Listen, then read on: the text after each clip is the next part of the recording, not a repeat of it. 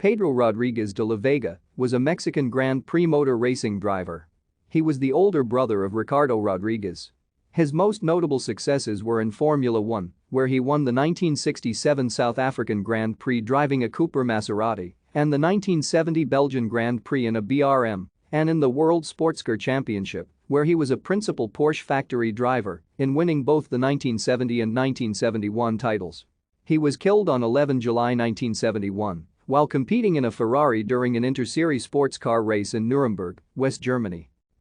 Rodríguez was born in Mexico City, Mexico, the second son of Pedro Natalio Rodríguez and Concepción de la Vega. He had an older sister, Conchita, and three younger brothers, Ricardo, Federico, and Alejandro.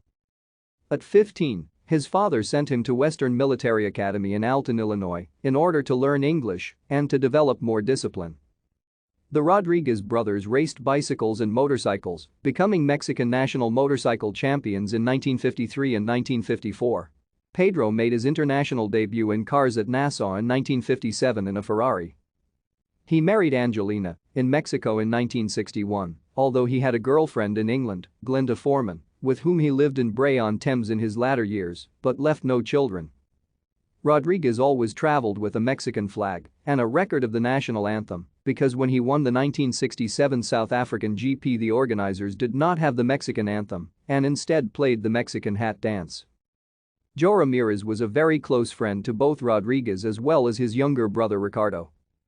Rodríguez began racing with bicycles at 8 years old. Thank you for watching. Like and subscribe if you would like to view more of our videos. Have a nice day.